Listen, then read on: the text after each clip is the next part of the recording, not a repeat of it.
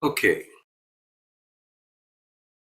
Omitofo, we're ready to start. Join palms, bow, four great vows. I vow to deliver innumerable sentient beings. I vow to cut off endless vexations.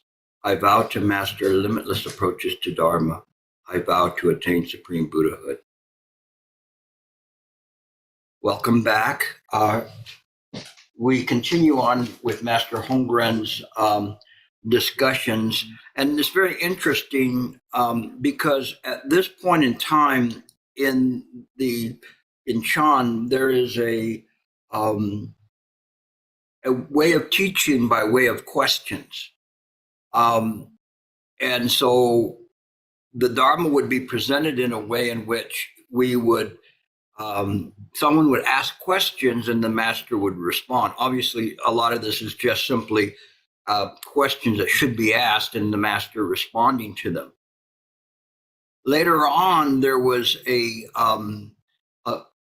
difference in terms of the manner in which it was taught, and that was that it was no longer questions, but it was the words of the master and the actions of the master. So that's where you'll see things like Baizong and Matsu and the twisting of the nose, or Baizong putting sandals on his head and walking out of a room.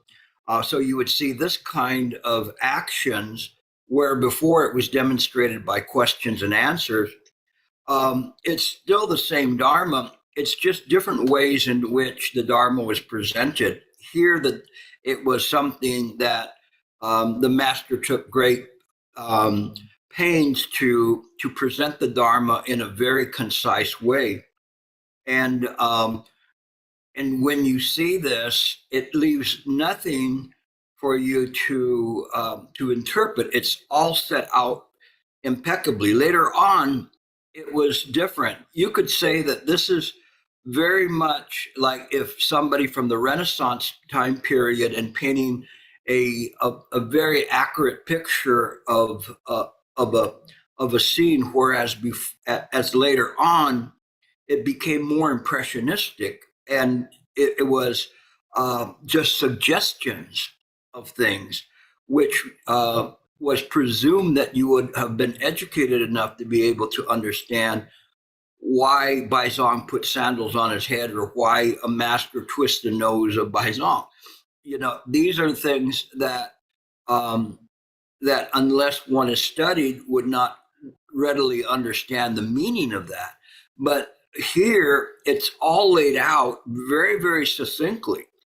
And when you read this, it's very amazing because it is just simply these questions that are fed to the master, and the master is responding to them in a very precise and concise way to draw you to eliminating what mind is not with respect to conceptually, and highlighting or illuminating what mind is. Now, the problem with all of this is that we cannot understand what mind is from the samsaric viewpoint. We can understand intellectually and profoundly in terms of wisdom what is meant by Master Hongren. But as I've mentioned to you before, there is another channel, which is the esoteric channel or the secret meaning, which is one that in order to get to that channel, one has to really practice very carefully and sincerely to bring one to this kind of a reckoning. This is what I have recently written about, that one does not fall on one side or the other. One has to be right in that middle way. And that was very, very important. So from the very beginning of the awakening of the faith of Mahayana to this point in time now, it is not that one clings to the intellectual. And this was a thing that was difficult with, let's say, Tian Tai and Huayan school, was that it was very heavily scholarly, although those schools are good schools, but it was very heavily scholarly. So intellects would would be attracted to those schools. But the problem is that they would become great scholars of Buddha Dharma, but they were not as well adept as achieving any kind of realizations from that. On the other hand, if one simply just sat and crossed their legs, that too would not be of any benefit, and one could sit for many kalpas without obtaining a realization, just simply thinking that if you cross your legs, there's some magic there. It is that middle ground that later on Nagarjuna picked up on, of this emptiness and this esoteric meaning that's beyond words. And that's what Master Hongren is going for here, but he's painstakingly taking you through this. And what he's doing is he's highlighting what I've been highlighting for many years, which is awareness of the mind. Number one is awareness of the mind. And if we lose that, then we find that we're unable to make headway, because we bang into that. Whether we try to do that and we try to come up with some samsaric understanding of this, or we just let our imagination run, and then we believe that some kind of what the ancient master said, a dazzling at the sense gates, is some kind of a realization, is not what where we should be headed with this. It is this middle ground, and the middle ground is found in the present moment. It's found in maintaining this delicate balance in the present moment, this balance between what is appearing and the absolute reality, and knowing that whatever is appearing belongs to mind, was created by mind. And these are the fundamentals of Buddha Dharma. It is, in fact, what Shakyamuni Buddha taught right out of the gate when he achieved his own realizations and enlightenment, was dependent origination. Everything is connected in this way. We call that pratika samapada, but it is mind. It is how mind functions. And if we do not see that clearly, then we lose track of things, and we're looking at things, trying to interpret things and trying to see things in realizations that belong to the samsaric part. When the realizations are realizations that are outside of mind, it is impossible to really explain that. One can kind of draw stick figures of what that is, but it is not something that one could adequately explain, simply because it's way beyond any kind of a notion of anything conceptual. Yet it is not separate from the appearances, and this is the part that's very difficult for us. And that's why Nagarjuna was very careful in explaining apparent reality and saying, all right, this is apparent reality, and there is this absolute reality. These are the two truths, but in fact, there's not even the one. We call that emptiness. And in this idea of emptiness, a better word for it, I think, would be all-inclusiveness, without any kind of an all there. It just is that way, which is the thusness of things. That's why we end up with the term Tathagata, because it's the thusness of things or suchness of things that's there. And this is what Master Hongren is shooting for here.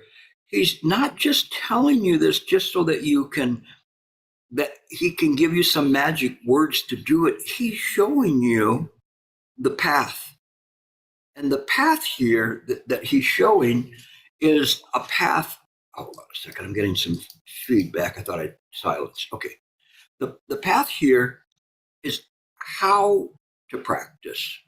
And so you'll see there's this refrain there that keeps coming back, which is maintaining the awareness of mind. Maintaining the awareness of mind. So we maintain the awareness of mind. If we maintain the awareness of mind at all times, pratika samappada will just simply just jump out. It will be something that is beyond three-dimensional, beyond any dimension. It will be so clear and evident. All times will be present in the present moment. This present moment has no definition or conceptual relationship with our idea of the passage of time. It does not sit between the past and the future. That's impossible to do. Think about that. It's impossible to have this point, no matter how thin we slice it, that doesn't fall on either side. The only way that it can not fall on either side is to throw out the conceptualization of passage of time altogether. And then everything is present. It is the present of mind. And in this present of mind, it no longer holds on to anything from the past to the future when we look at this. And I like to use the example from the Diamond Sutra of the Dipankara Buddha, predicting that Shakyamuni Buddha would be a Buddha in another lifetime, to show this understanding of past, present, future, all of these things coming together and showing the usefulness of these kinds of predictions there, because it was not something that is going to happen. It has already come to pass. It's just that one is waiting for the samsara world to catch up. Oftentimes, when you see things in this way, when you're aware of pratika samappada, you are ahead of what appears to be apparent reality, and you're pushing ahead and you're seeing things that are going to happen. You know they're going to happen because causes and conditions never fail, and because of the wisdom, you have a looking at it with a high probability that these things will come to pass. Maybe they don't always come to pass, but they have a very high probability. And so you're there waiting for the past, or excuse me, for the future to catch up, but it's already your past. I remember talking to somebody about this once, and I said, I'm not talking to you right now. I'm talking to you in the future when you'll understand this. And then when I was explaining it to the person a couple of years later, I said, now I am talking to you. Now you understand. And so in that moment, can you say one is the past or the future or the present? It just is that way, that person then was able to understand it in that moment. But the seeds of the generation of wisdom in which to try to help somebody and bring them to that moment is something that it happens in mind, not in samsara. And we have to understand maintaining this awareness of mind is something that leads to pratika samappada. Because if we know that everything is created by the mind, we know we are using the Buddha mind. We can direct what is happening in this apparent reality to bring it forth into the future. In my practice, I have a plan and cultivation, and I'm cultivating all of you in ways to bring you to some realizations, to bring your practice further along in accordance with your abilities to do things. So each time when I talk to you, text you, email you, answer a question, It is designed to bring you further along the path. It has nothing to do with me to try to show how sagacious I am or how wise I am. That's absolutely preposterous. There's no reason to do that. It is all just designed in accordance with Pratika Samappada to bring you along. One person I have been communicating with in the past couple of days had said something about one of the other Dharma heirs, and was asked what it feels like. And of course, he cannot describe that. And he said, I cannot describe what a realization is, but all I know is that I can see pratika samappada. I can see causes and conditions. This is not necessarily a bad answer. It's actually a very good answer because it brings you directly to the moment and to see things in this way. I would say that the mind is in harmony with pratika samappada, and that what we perceive to be that I am seeing is not even seeing. It is just mind in accordance with pratika samappada displaying or demonstrating what needs to be done in that particular moment. But the more one practices, the more these kind of clouds dissipate, and one can see clear as to what needs to be done, said, or thought about in that moment. So that's kind of a preface of what I'm doing. I'm going to take my time going through this because this material is too important. But what I've said already is already something that you can kind of get a mindset on this, so that you can kind of look at this and say, okay, this is what we're going to study. So I will go back to the start of this paragraph, and you can put that up for me, Santa, the 3 of 5. And it says, if you ask a lot of questions, the number of doctrinal questions will become greater and greater. If you want to understand the essential point of Buddhism, then be aware of maintaining awareness of the mind is paramount.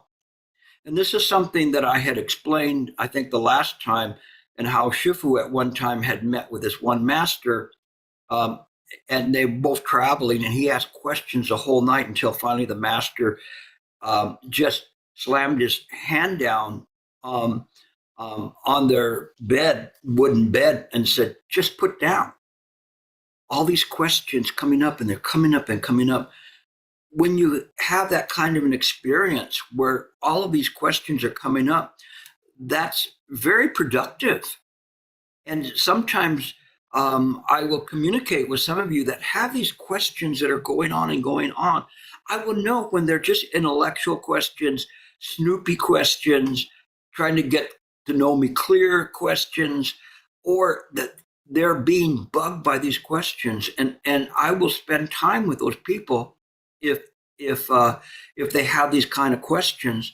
And to some of you, I'm communicating with you at 3 a.m. in the morning. Please don't communicate with me at that time. That's only for people from the other side of the world. I do need sleep every once in a while.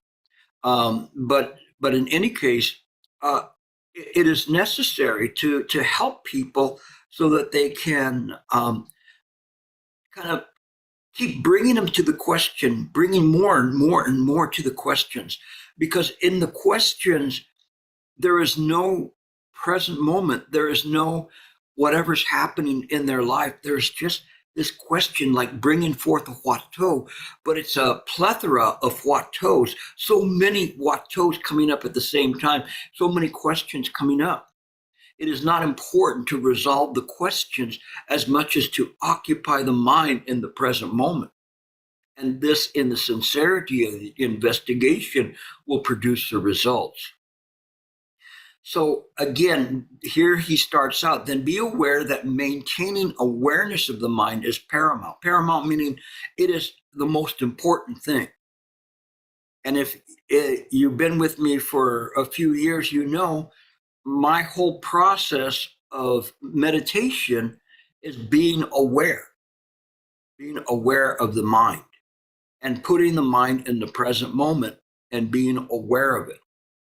And so that the mind, as we reverse it and turn the mind's eye inward, is no longer being seen. What is happening is that the mind now, the knowing aspect of the mind, is now looking at the apparent reality, projected on mind, but it's there, and it's mind seeing this concoction of mind on the field of mind. Think about this a little bit in terms of what's happening is this knowing aspect of mind is there, and there's this Dharmakaya, you could say primordial Buddha side with appearances. And so these appearances are there, and in these appearances, then we have the mind looking at it. If we don't do it right, this part goes away, and it's just this appearance looking at appearances on the field of the Dharmakaya, believing that it is practicing. You'll never get anywhere that way. It is like the one master that was polishing the roof tile to make it a diamond. It cannot work that way because it is made of the fabric of mind, but it is not the knowing aspect of mind. It's just a product of mind. And so that product of mind cannot bring itself to any kind of a realization because it lacks the gnosis of mind. It lacks the knowing aspect of it. And you are a fabric of mind. Your body is a fabric of mind, but what you use, what is aware, is mind. That part is there and is mine. It's not your mind. It is mine. That's the difference. You cannot say this is Gilbert's mind. It is just there. And so this is what he's bringing to the table. So then we will continue, and then we'll dissect this on the next page. So then he says, maintaining awareness of the mind is the fundamental basis for nirvana, the essential gateway for entering the path, the basic principle of the entire Buddhist canon, and the patriarch of all the Buddhas of the past, present, and future. And so when we're talking here, we'll start at the very end part for a moment. And when it's talking about the patriarch of all the Buddhas of the past, present, and future, I have in my notes Vairochana or Primordial Buddha. Sometimes it's called the Adi Buddha, A-D-I Buddha, which means the primordial, or the Great Illumination or Great Illuminator. And sometimes that is seen as Samantabhadra or Vairochana. There's other ways that we'll get into that in a moment. But what we're looking at here is this patriarch of all the Buddhas is the awareness of the mind. So mind looking into mind is the Buddha mind. It is not a duality. It's not a one. It is just the suchness of how mind works. But from this side, it doesn't make sense because we come from an environment, even though it's a dream, but in the dream, everything is dual. So there is just simply likes or dislikes, ups and downs, past and future. And so we get clouded in terms of what's there. But if all of that is seen at one moment, then it's different. For somebody who's in samsara, it's like grabbing a handful of sand and you try to hold it. No, And I don't know if you ever did that when you were a little kid and you went to the beach and you grabbed a handful of sand. But every time I go to the beach, I do that just to remind myself that it's all going to come out. We cannot hold it in this way. I've never seen somebody come back from the beach with their hand like that. What do you have? Oh, a handful of sand. No, we will let it go. But it's something that in mind holds all of it. It holds it through this Anuttara Samyak Sambodhi, this highest wisdom that is demonstrated in the present moment. And the demonstration of Anuttara Samyak Sambodhi is not other than Pratika Samapada, causes and conditions never fail. When our mind is harmonized with that, that is the Buddha mind. That is the Buddha mind. Don't look for it anywhere else. Don't look for it in the sky and go, oh, Buddha, I really wish you'd come down here and teach me a lesson. It isn't in this way. So we have to see the things as they are. So let me switch to, now we're going to go to the part 2 of this, just to give, and we'll go to page 1 of 7. Okay. And so here come the questions. Why is maintaining the awareness of mind the fundamental basis of nirvana? Just for a second, I'm sorry, Santha, if you can go back to the first one, the first page. And if you look at this, you'll see in that paragraph, I put numbers on it. 1, 2, 3, 4. And this paragraph serves as the questions to be explained.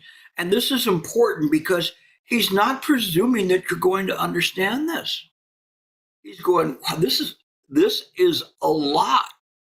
Okay? Because if you remember at the very beginning of this, when he started asking the questions, he said that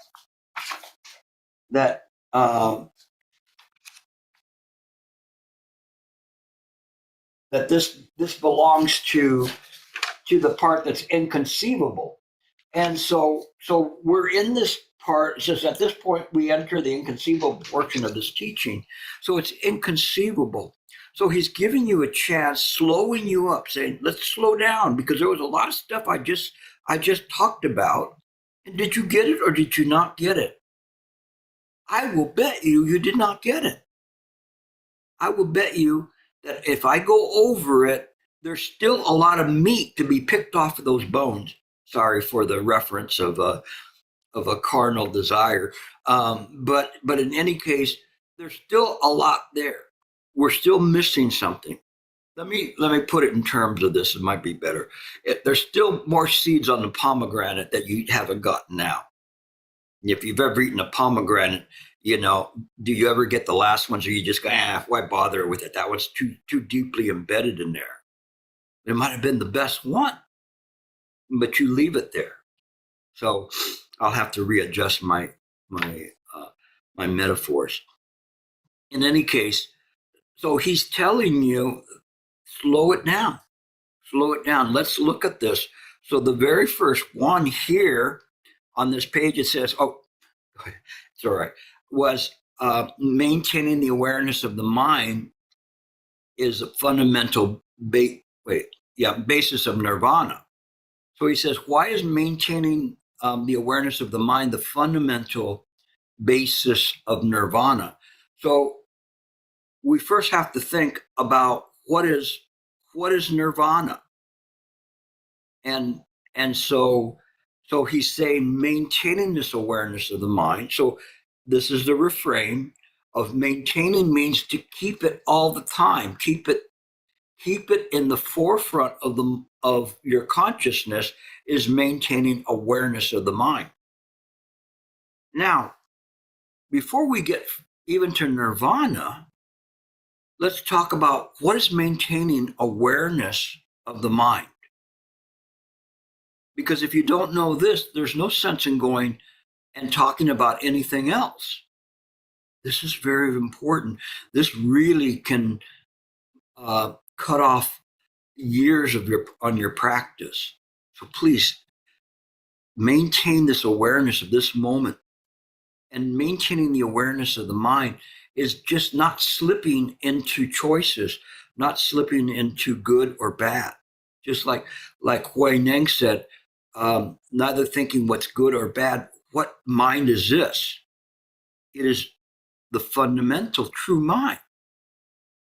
And so maintaining this awareness, it is by doing this, the fundamental of nirvana, meaning that this awareness brings the mind to a stillness, to a sublime state or serene. I'm kind of getting ahead of myself here, but in any case, it is what's happening. So maintaining this awareness of the mind is very important because it is this fundamental that you are looking for.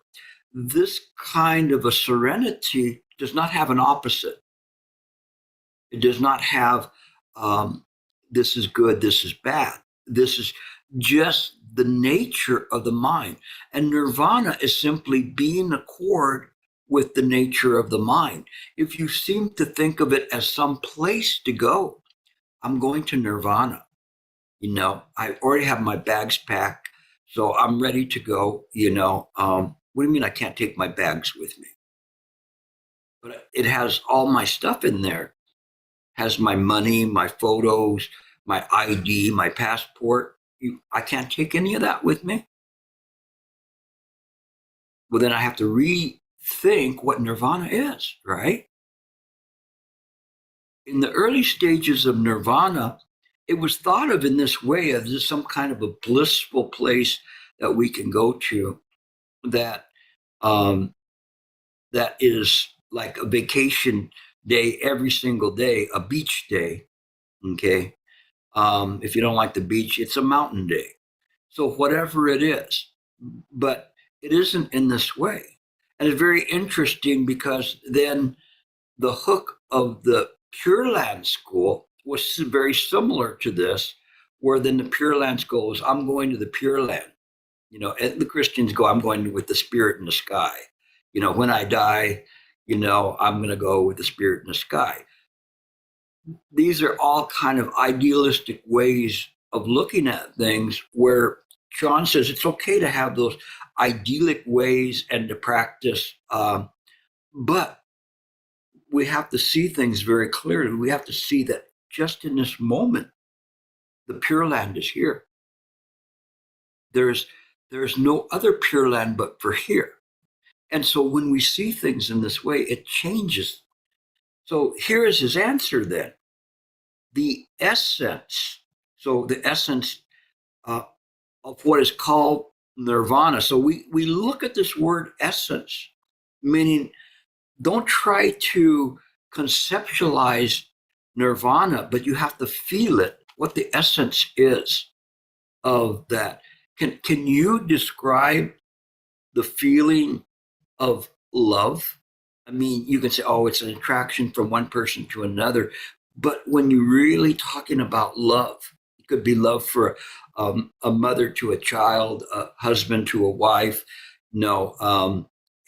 all sorts of different things, a man to a donut, whatever it is. Okay. But if one has a love, it really can be expressed in words. One has to feel it, and so the essence of nirvana is serene extinction. Now here I put the word sublime because I use the word sublime quite a bit, and it is mentioned in many of the higher level sutras. This idea of sublimeness, but serene extinction. What is the extinction then that we're looking at? The extinction is this notion of a life and being, a personality, or an ego. This is what's being extinguished because those notions, which is nescient entrenchment of that's there from the Queen Shamala Devi Sutra. This Nisi entrenchment is this fundamental ignorance of that there's this life and being there. But when we let it go, it's good. It's a serene one. It is like it's okay, Gilbert. You can stay in samsara because you're just a wisp, a dream, a phantasm. It's all right. You don't need to go. You don't need to go anywhere. It's all right. Mind will not leave you. Mind is here. But it's okay. You don't have to worry about dying. You don't have to worry about being born. You don't have to worry about whether you have enough money to pay the bills or what to do or what to say. It's all covered. Got you covered. You don't have to, but no, it's okay. It's okay. This is the great death. And the masters, and Shifu used this term many times too. It sounds so scary for us, because it says, well, I'm kind of concerned about dying, but you're talking about the great death, that's really spooky. How am I going to handle that? A great death. It's okay. It's serene, sublime. There's no fear there. You're just letting go.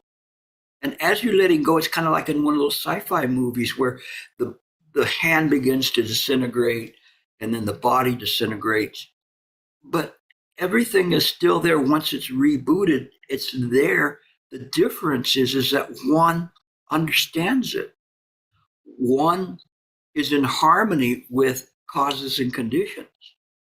And being in harmony with causes and conditions, there is this serene extinction. It's very interesting, the word here, because later on they talked about it as great death, but it's the same word. It's the same meaning as letting go of this idea of a life and being. It is unconditioned and pleasant. So that's good. It's all right. It's all right. When you go, Gilbert, it's okay. It will be pleasant.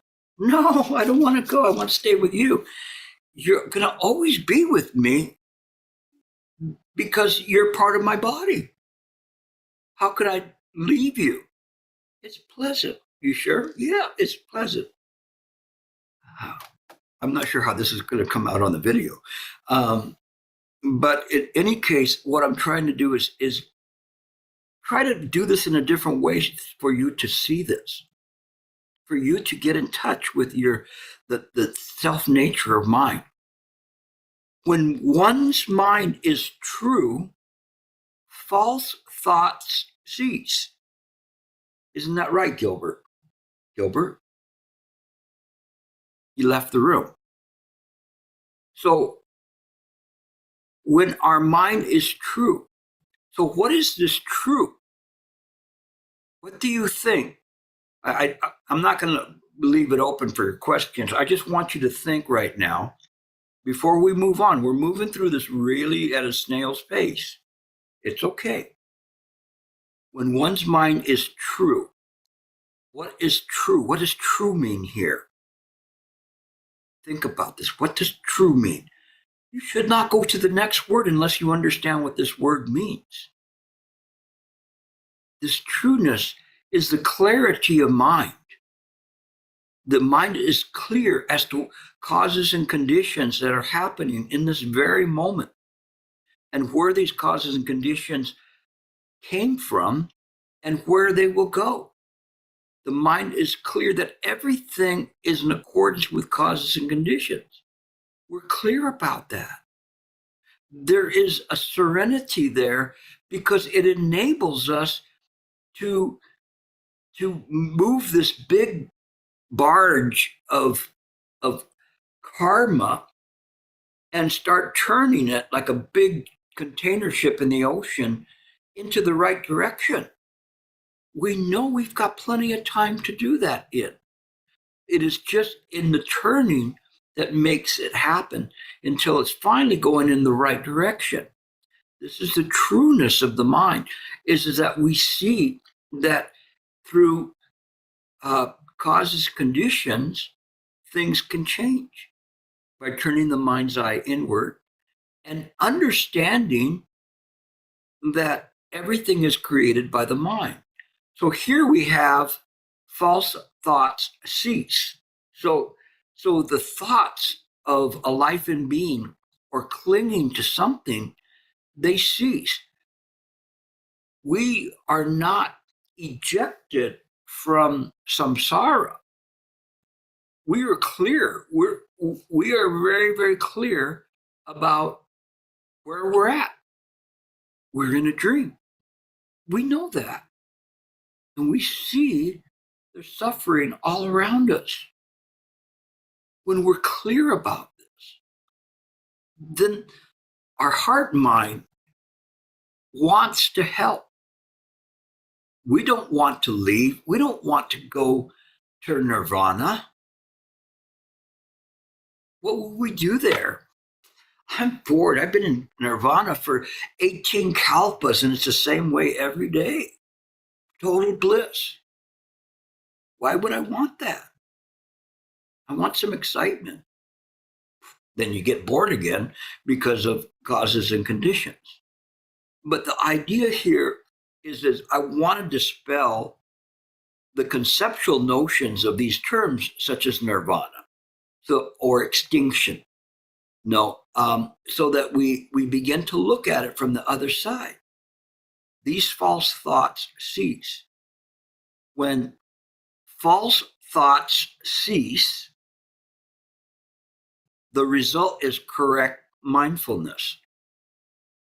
So when we're no longer attaching to the thoughts, what are the thoughts? Any kind of things, discriminatory thoughts, vexatious thoughts, any clinging to good or bad, when those thoughts cease, then this correct mindfulness will come. But I put on the side there, I mean, you can't read my language probably, but it says vice versa.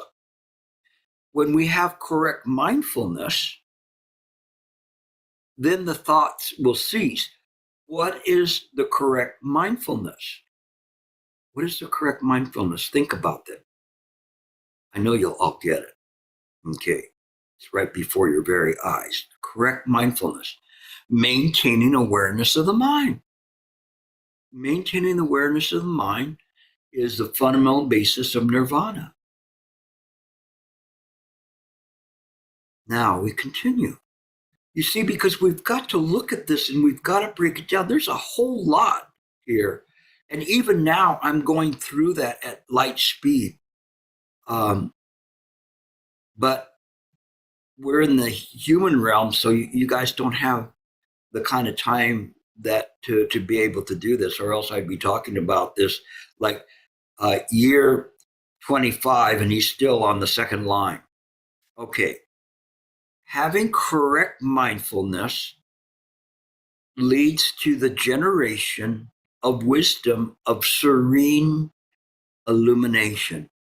There's a lot in this sentence. And if you just read it like you normally read things, like you're reading something online, you're not going to get anything out of this. You'll get credit for reading the words, but that's about it. You're not going to penetrate anything. So if you have correct mindfulness, what is a correct mindfulness? Maintaining awareness of the mind. And it leads to a generation, okay, of the wisdom. Now, this generation is important because innately we have this wisdom. We call it intrinsic wisdom. We all have it. We don't realize we have it. We've been carrying it around like the metaphor of the boy that his father sewed a precious jewel in his coat and was carrying it around his entire life. And he went through all these trials and tribulations till he realized that he was rich all along because he had this jewel with him. And you're the same way, and is that you have this incredible jewel. So precious. And you forget about it. And perhaps maybe it forgets about you and you lose it. But when you use this correct mindfulness, it's going, I remember, where did I put my keys? Where did I put them? And so you start looking around for where the keys are at. Once I couldn't find my keys and I was in a hurry to get to court, and I had grabbing everything and my wallet, my cell phone, everything. Where are the keys? I can't find the keys. And I looked all around the whole house. I could not find the keys. I was panicking. Where are the keys? Thinking to myself, where are the keys? Finally, I went, where are those keys? And I realized I had them in my mouth. I was holding them in my mouth as I was putting the other stuff there to put it in. And I always had the keys. They were right there, but right under my nose, and I couldn't see it. And that's the way we are with this incredible wisdom. We can't see the wisdom. When we use correct mindfulness, it's like this generator. You see these old generators where they're turning it like this, and it gets a spark, and then a light bulb starts glowing. Well, that's what happens, is the light bulb starts glowing, and you get the serene illumination. If you stop pedaling, then the light bulb starts dimming out. Causes the conditions. It's clear. This is clear. That's why they say maintaining awareness of the mind, not getting to awareness of the mind, but maintaining it. So please pay attention to what we're reading, because we're just going back and forth, and you're going to be seeing how important these words are. You're not going to be wasting Master Hongren's time, and I'm sure he spent a lot of time presenting this. So this generation, think of it as a generator. It is what you put into it, the effort you put into it. If your effort is sincere, then you can come up with this wisdom of serene illumination. What is the illumination? The illumination is that everything is fundamentally empty because it belongs to mind. I see causes and conditions. I see from where they come from. It's clear.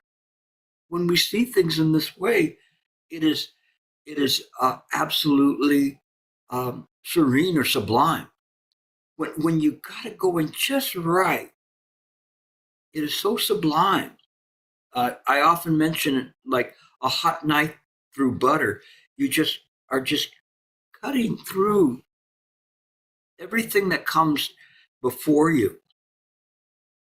When I do not maintain awareness of the mind, I've mentioned several times, I suffer with the best of you. I have a black belt in suffering. Worse, I have a black belt in making other people suffer. But I try very hard not to do that. I try to maintain the awareness of the mind. Now I know when I'm suffering. I know when I cause people suffering. I do my shame and repentance. I try to be the best that I can in this world. And the more and more you do this, the more wisdom you're generating. And you create this illumination that is an environment around you that attracts others. People are interested in this, and they want to kind of bask in this calmness that you're generating. It is in this way, because the light is not from you, it's from the Buddha mind. So it says, which in turn means that one achieves total comprehension of the Dharma nature. Total comprehension. So if we generate this great wisdom, we get Anyatara Samyak Sambodhi. Now remember, when you recite that in the Heart Sutra, please don't just recite it. Feel it in your heart every single time. Anyatara Samyak Sambodhi. This great wisdom. It's able to relieve all sufferings. It is something important. It's just not some word that you have to learn. You have to feel it. So when you have that, what happens with this Anuttara Samyak Sambodhi is that you see the true nature. And I put in the note, seeing the true nature by nature itself. It is not you that sees it. It is mind that sees its own nature. You cannot see anything. You are the occlusion, the cloud, the dust. But mind can see through that. And it sees the Dharma nature. And what is the most important feature of seeing the Dharma nature? Everything is created by the mind. It is the self-nature of mind is mind. All appearances are a fabric of the mind. By comprehending the Dharma nature, one achieves nirvana. Therefore, maintaining awareness of the mind is the fundamental basis of nirvana. This is absolutely incredible. I mean, it is very incredible. How you get to, why is maintaining the awareness of the mind the fundamental basis of nirvana? And he just explained to you how. And when you comprehend, why? Because one departs from confusions and imaginings. There's no fear. The Heart Sutra is written all over this. It's very interesting. By the way, where it says above Hongren, early 8th century, I'm sure that's wrong by a few hundred years. So, or at least a couple hundred. So don't hold on to that. I just noticed that. So we get now, one last part where it said, by comprehending the Dharma nature, this is a realization of mind not cogitating. It is not when we say, when the ancient sutra said, because of this, there is that. There's no this or that. All of that is just appearances in mind. But what was important about that is the lesson there is causes and conditions never fail. So that very simple part in the early Nikayas, those are very important in terms of us. Let's see where we got. Ooh, running out of time already.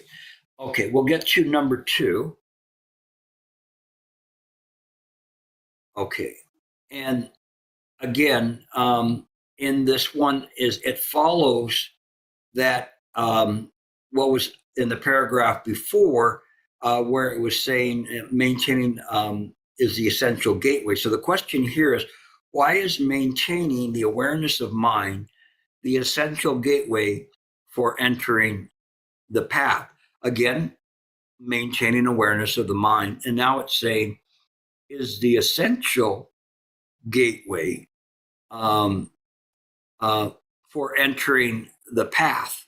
And when we talk about path, sometimes I'll say people, there's a path, but the path is whatever to that person is the door of one of the 84,000 doors that they're knocking on and have a potential to enter. That's the path. There's no specific path, like following the yellow brick road. There is nothing like that. And if you try to find it, it won't work that way. And so this gateway for entering the path is in the present moment. And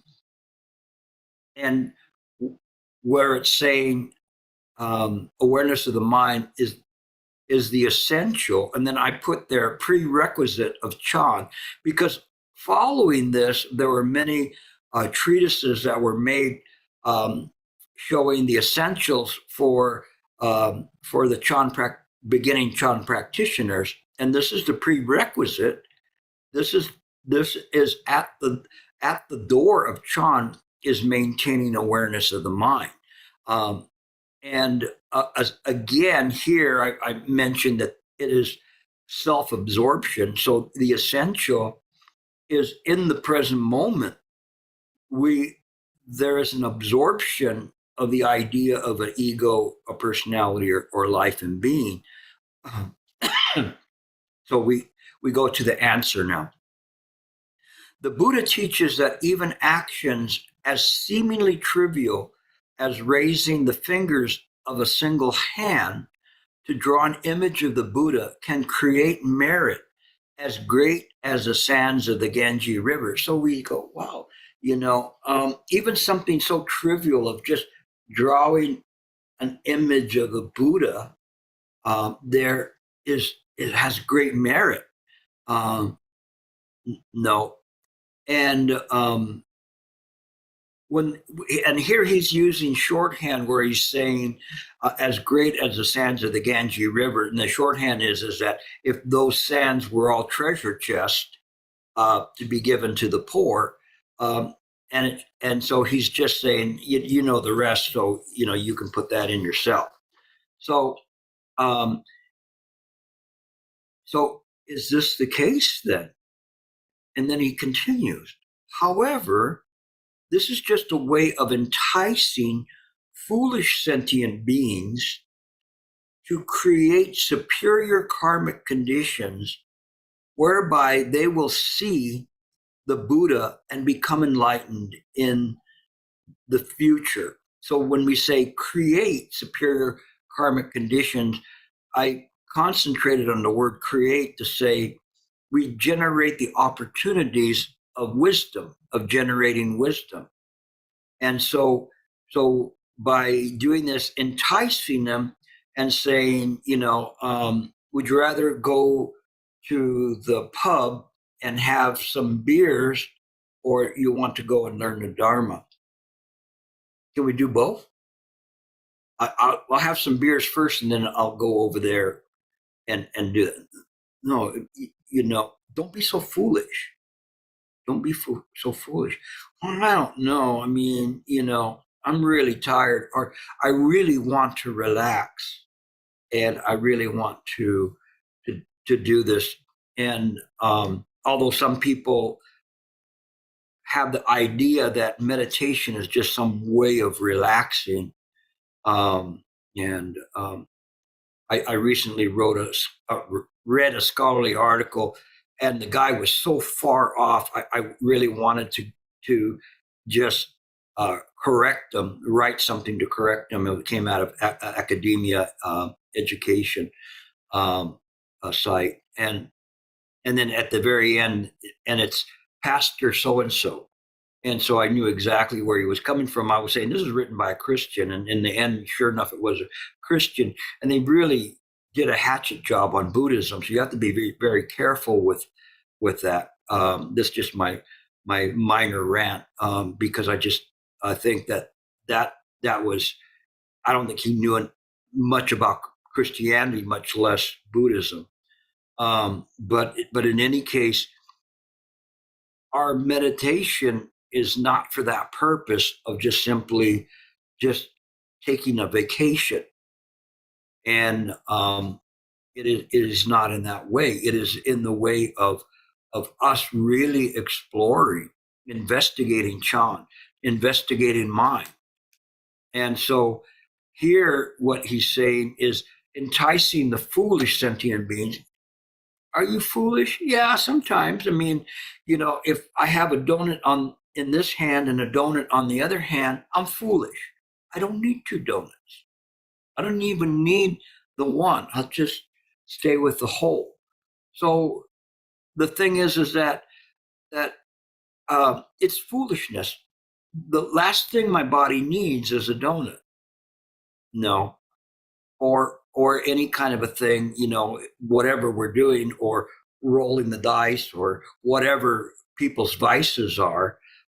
No, uh, it is something that we have to look at that and say the foolishness is being trapped by the ego that we need this. And Shifu, he had this sayings that was so humbling. I look at it, and every time I think about it, I'm just going, I'm not worthy, I'm not worthy, which is that just take what you need. Think about this. Just take what you need. You know, what really, what do I need? You know, do I even need this Diet Coke? You know, water? Yeah, I need that. I don't need anything else. I'm not saying that you have to just go on a water diet or whatever, but I mean, I don't need potato chips or I don't need whatever other things. I mean, to live off of. But we have these things, maybe fancy clothes, fancy shoes, whatever it is, or we don't really need a lot. We're foolish in that way. And I'll line up in that line too to say I'm foolish. And I try not to be, but I resemble the remarks here of this particular master, enticing the foolish. The only difference is I know that I don't need these things, so at least I'm halfway on the path to trying to get rid of them. But it's important that we look at these things in this way so that we can be honest in what we do. So he says that they will see the Buddha and will become enlightened in the future. So when we say see the Buddha, I say how? How do they see the Buddha? They will see the Buddha conceptually, but that's okay because it gives them faith to practice. No, if you run across a lot of people, there's people that will say, well, I was talking to Guanxin Pusa yesterday, and you go, what? I don't know how many of you have ever run into people that have had conversations like that. And no, those kind of things are few and far between as being genuine experiences. I will not say that they are not within the realm of possibility, but I will say that most people that do that are just generating a fantasy. And what happens is it harms others because then people start to think these people are very pure or wise if they can be speaking with Manjushri or whoever. So be careful about that. But to see the Buddha, maybe we see how the Buddha operates, and that's the best part. Rather than just trying to say see the Buddha, seeing the Buddha here is maintaining the awareness of the mind. If you wish to achieve Buddhahood, quickly turn in your own body. Excuse me. Let me read that again. If you wish to achieve Buddhahood, quickly in your own body, maintain awareness of the true mind. Again, here we go. And it's saying maintaining the awareness of the true mind. So what is this true mind that's there? And interesting because listen to what he says in the beginning. So if you want to achieve Buddhahood, quickly, saying quickly is like before you have any chance to have any kind of other thoughts in your own body, maintain awareness of the true mind. What body is he talking about? What body is that? In our body? In our body, if we want to achieve Buddhahood, then is that our body, the Buddha body? Some people, I went to a retreat and people went, you remind me of Milafo. And so they're all saying Milafo, Milafo. It just is I just have this like a resemblance, physical resemblance, but that's as far as it goes, but but it's not in the body. This in your own body. This is the thing. Really contemplate this. Don't let this go by. In your own body. What is your own body? Is it the physical body? Is it the Dharmakaya? It's a bit of a mystery. Maintaining the awareness of the true mind. But it is the two, and yet not even the one. In the apparent reality, you use this body to maintain awareness via the senses. So you don't discount it. You don't say, well, it's not my body, so I'll just cut off my arm. That would be foolishness. Or it's not my body, so I'll just drink it to death or smoke it to death or whatever.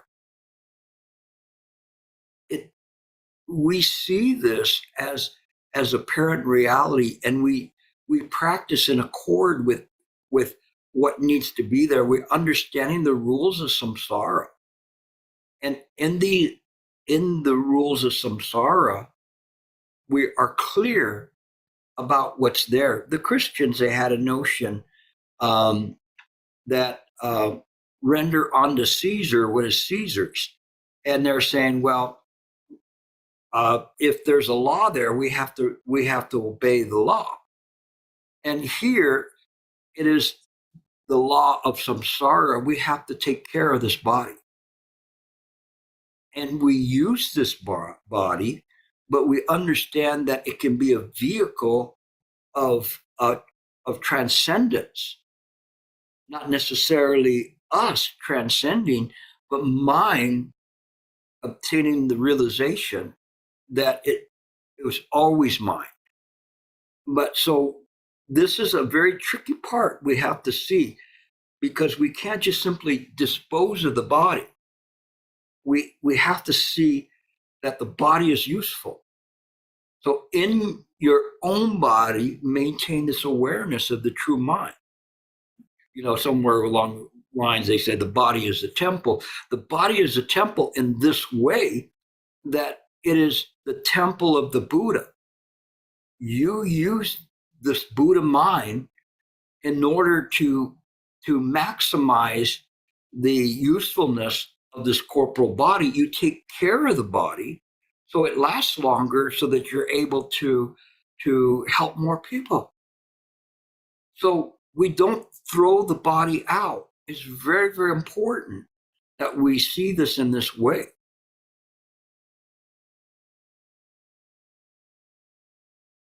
The Buddhas of the past, present, and future are incalculable and infinite in number. And every single one of them achieved Buddhahood by maintaining awareness of the true mind. So it says, therefore, the sutra says, when one fixes the mind on a single location, there is nothing it cannot accomplish. Therefore, maintaining awareness of the true mind is the essential gateway for entering the path. We will stop there. This is something that when we practice, it's important. It's one of the first lessons I received from Shifu indirectly, where I was at the first retreat I went to, and he called me out to have a business meeting with some of the monastics that were there, and the monastics were pointing at me and saying, "He's in the retreat. Why do you bring him out to here?" And Shifu said, "I've observed his single-minded purpose, and he's capable of joining this meeting and not interfering with his retreat." And somehow those words really rang true. And I didn't see it as a compliment as much as an instruction of the single-minded purpose. And I've tried to use that single-minded purpose as much as I can to disseminate the Dharma, to bring people along on their on the path. And it's important when we do this, because if we do that, there's not anything that we can't accomplish. To me, I still feel like I'm an underachiever, but that just pushes me harder to practice and study and find so many other ways to the Dharma to express to you. So we finished for the night. I'm sorry I went a little bit over time, more than a little bit, but it was necessary to get this part done. Let me talk. I'll entertain questions.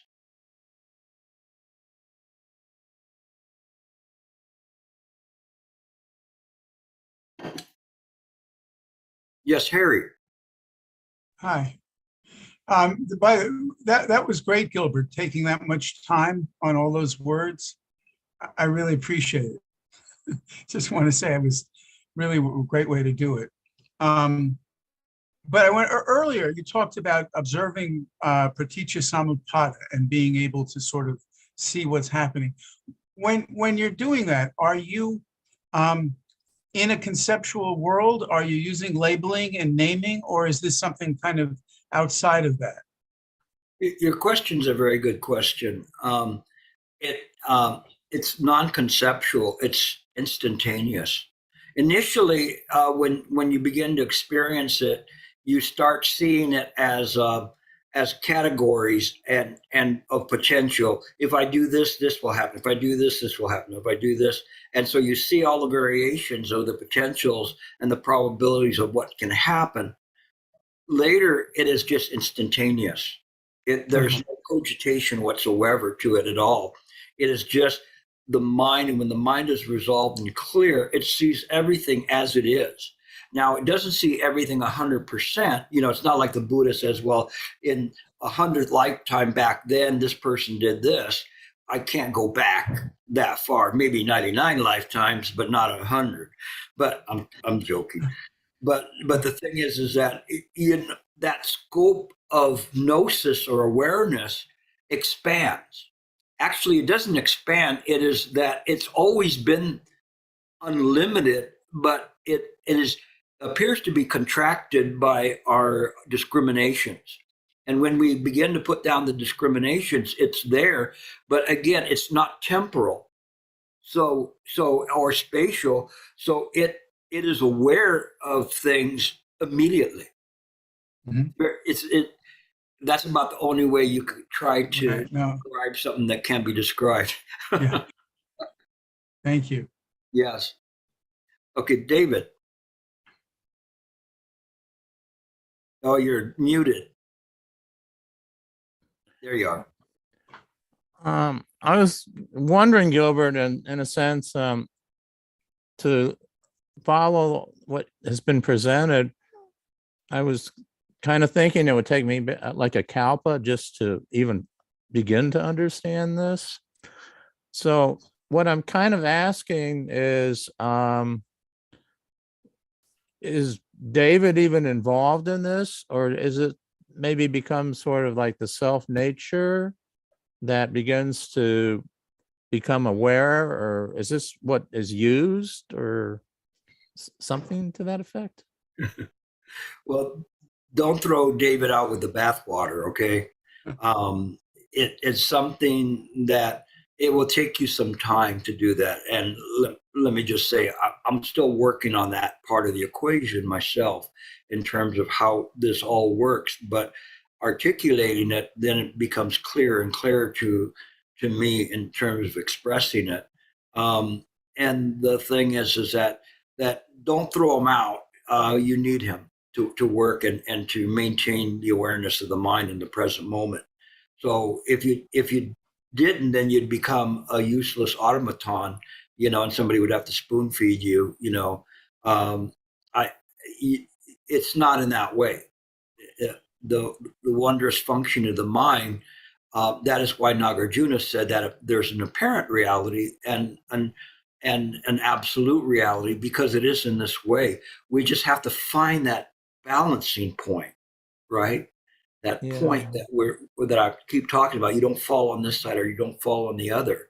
And you will get there by virtue of the question you asked. That means that you feel this teetering, so that's good. That's healthy. Okay, so keep Okay. teetering. Okay, Wendy.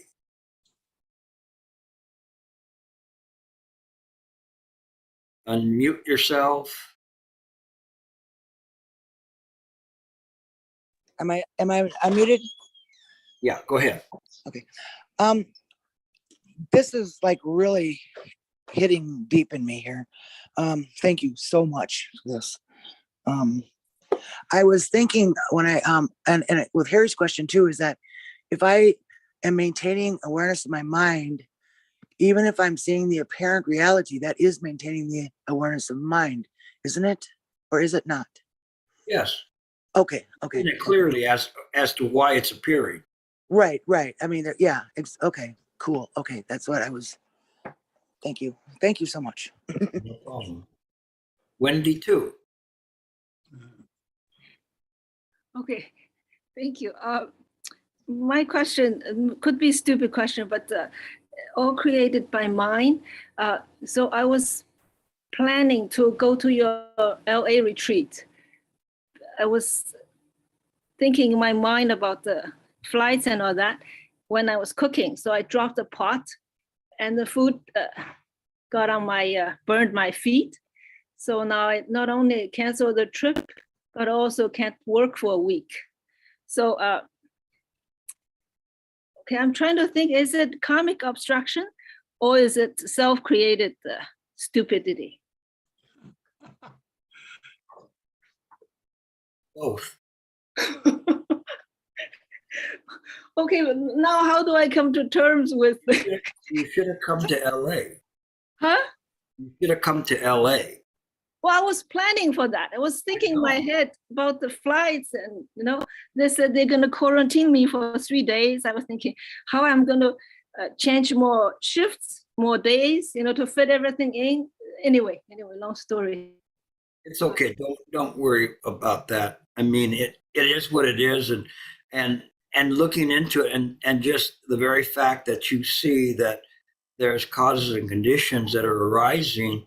It's kind of an interesting thing in terms of that. No, it's not anything on my part like if you don't come, this is what happens to you. I'm just telling anybody cancels out now. You heard the story from Wendy, so be careful about that. I'm kidding. That's 100% kidding. All right, but it's something that I think with you thinking about it it's important, because when you look at it, you have to see where this is coming from, and you see these things of mindfulness that's there. I don't think very often you drop any kind of cooking pots or anything, but because your mind was not still in that moment, that's what happened. So I hope you're okay. I hope you won't have any lasting injuries with it. But in any case, it's something that you're mindful of, and that's important. It's important to see that. Ultimately, you should take solace by Master Ling Chi, who said that for 12 years he's been searching for this thing called karma, and hasn't found anything the size of a mustard seed that could be called karma. So you have to understand, why did he say that? Okay, and that'll lead you right to mine. So it's fine. Okay. Any other questions? Michael. Yes, it's a bit unrelated, but listening to this awesome lecture tonight, I was seeing the number of participants, and I thought, why doesn't it have 0 more or 2 0 more or 3 0 more? So, and what can be done about this? And is there a way to relate this to the content of today's talk? I don't know. Well, the thing is that we have to bring more people in. I can give the talks, but everyone has to say, hey, this is worthy of listening to. Some people, they're they're used to just devotional Buddhism. Some people are just used to recreational sitting. I'll call it recreational sitting, where they're just simply sitting, parking their bottom on a cushion and resting for 45 minutes. Some people think that this is too high above them, which it isn't. They need to give it a chance. But it's important for us, and it's important for all of you to maintain this. You see how delicate it is to try to maintain this right view. And it's important. I was in that article I was reading of Master Sheng, and this one Christian pastor that was writing in a so-called philosophical way. It showed how delicate it is and how easily the Dharma can be misinterpreted, and how his masters before him, and how he has really brought Chan to a renaissance, another renaissance, where it was dead in the water. And that's happened several times in the history of Chan. But when we have such strong masters like that, we have to step up and to follow them, and to bring more people to Chan. Not for me, not for them to listen to me, but to listen to the Chan. You're seeing it and saying it doesn't matter who's up there saying that this is valuable, but it's difficult because people don't want to put the effort in. They don't understand Chan. A lot of them had the karma with Master Sheng, who was charismatic, and bringing it there. And he had a delicate balance between the devotional and this other side. And so there's a danger there where some monastics, and I'll say not the monastic that's present today, just want to just low key everything, bring it down to this lowest common denominator. But the danger there is diluting it so badly that it's actually not effective, and it will die out on its own, in terms of that. And this pastor was saying, well, and I go back to him because he just really frosted me in terms of it, but he was saying, well, there's not that many people that achieve this kind of a realization. And I'm looking at him going, well, all I know is that there was only one, human being that reached it in Christianity, and he got crucified for his efforts. So if you want to talk about that, let's talk about that. But the thing is that this is valuable. This is very, very valuable in terms of what we're doing and preserving the Chan. And the thing is also is that also there said, for instance, the Shurangama Sutra, which is so precious, that's the first sutra that's going to disappear. And even at this time period, a while back, there was criticism of one monastic that was teaching from the Shurangama because they were saying that it wasn't Chan. That's such utter baloney. So I really am conscious, Michael, of the delicacy that we have here in terms of trying to keep this keep the Dharma going in the right direction, and not dilute it down because of the fear we're going to lose people. I think it is that where the more you practice, the more that all the people practice, when we see people like David or Robert, and they're coming up so quickly, and you see so many that are, like they jump over a bunch of people, and the people that have been with me for a long time, they get it, they understand it. We have to work together to really begin to publish the things that are important that people can read in English and in Chinese. The book that I did in Chinese was very well received, and it wasn't even intended as a book. It was just a retreat. But these are the things that will help us to move forward with this. So yeah, I I agree with everything that you say. Okay. Okay, Changshan. Gilbert, my question is about again the Paticca and you explain more and I understand more. Just because you the way I understand Paticca is in Chinese, and the translation is like cause and condition, and cause means in, condition is Chinese word yuan, yeah, and or we translate another, we say cause and effects, in and guo, yeah. So that's why I somehow feel the way I understand Paticca intellectually is some kind of relationship in space or time. Yeah.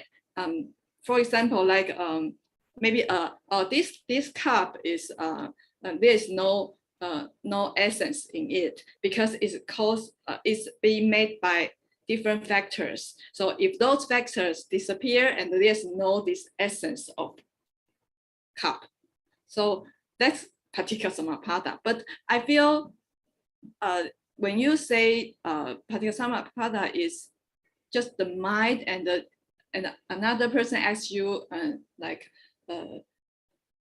be aware of things happen, is not conceptual but just instantly. So my question maybe just why for Chinese maybe it's because the cause and the condition, why it's translate, why use even English like cause and the condition, why use these two terms, this word to translate the Paticca, because the two are still not connect.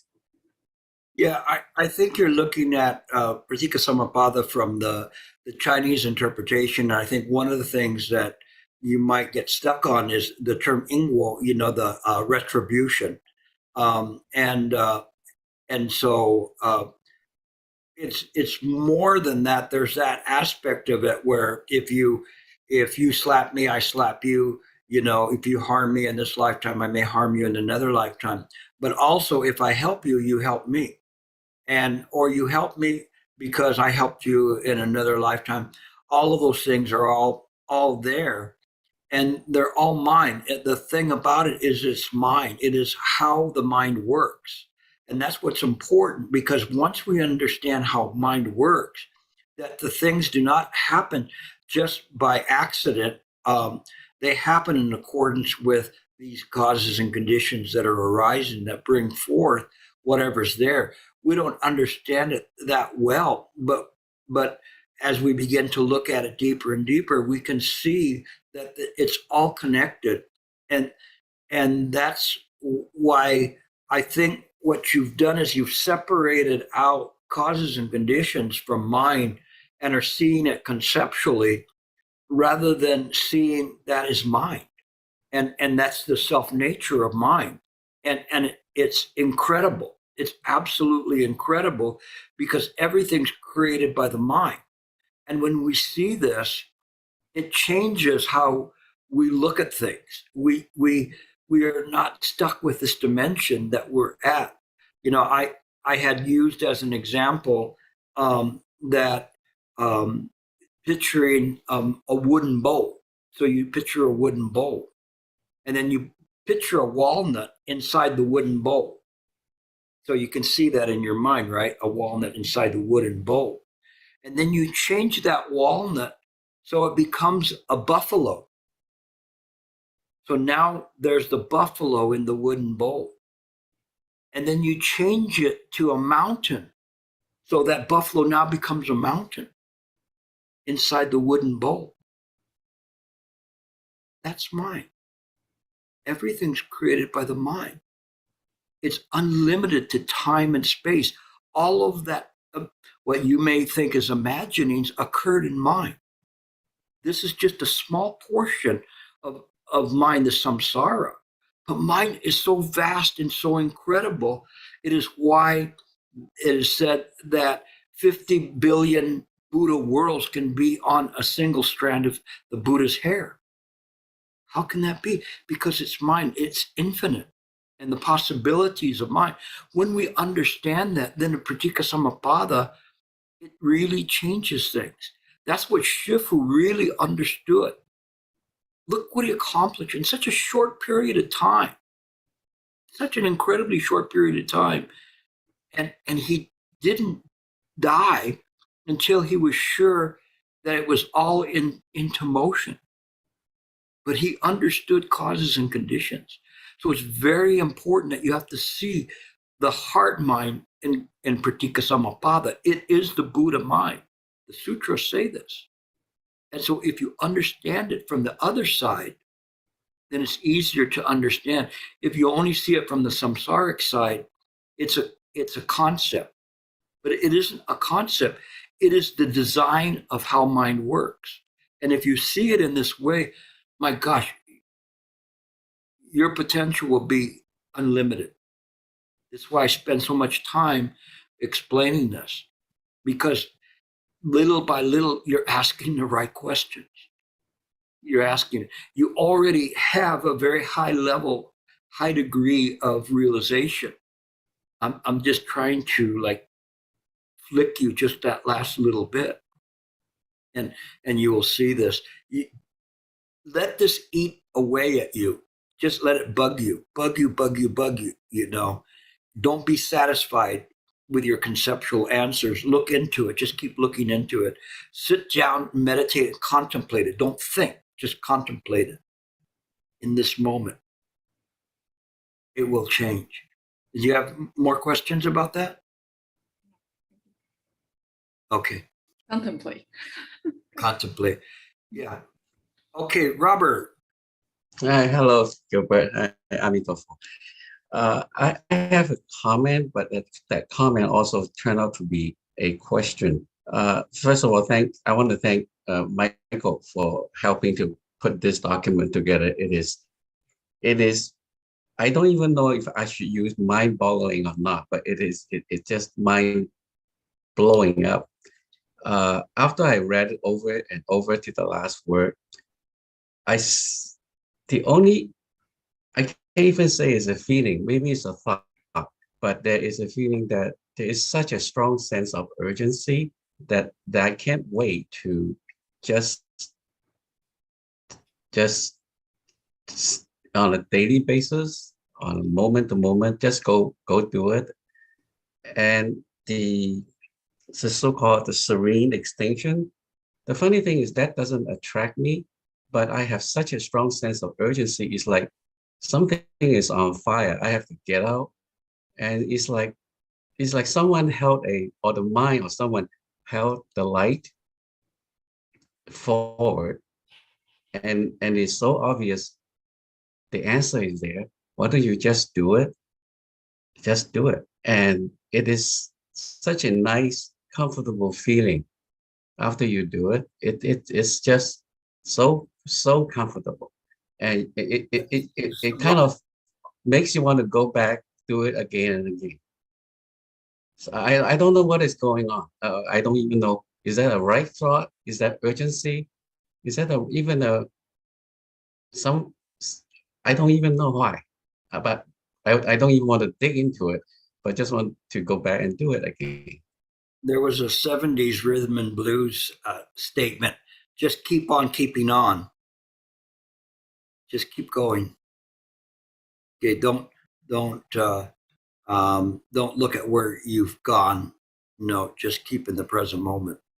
Okay, you're on the right way in terms of doing that, and you're experiencing some Dharma joy, which is good.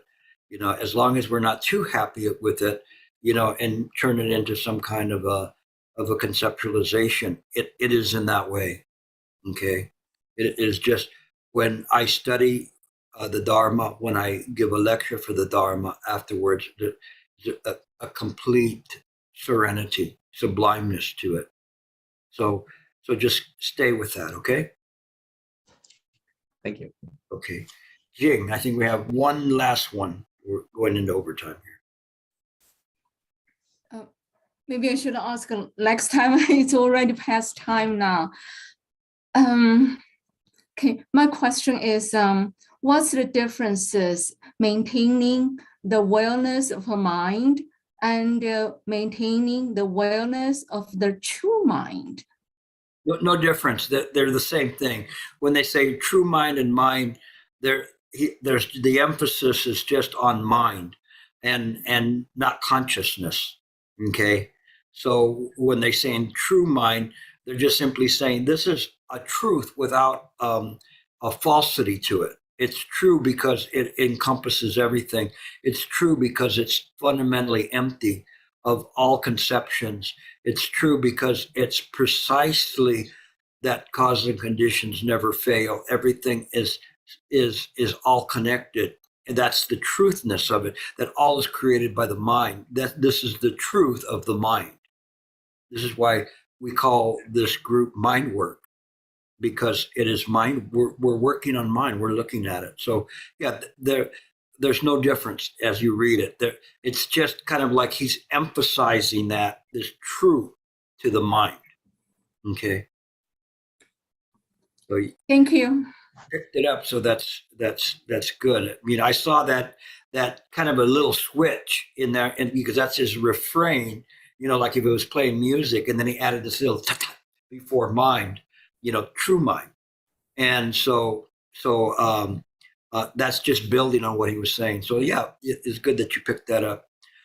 We will continue on next week. I hope that you enjoyed this. Like I mentioned, bring more people to this. If not, I'm going to start doing classes on Buddha Dharma, chocolate cookies, how to make chocolate cookies or something to attract people. And maybe that will be better for their appetite.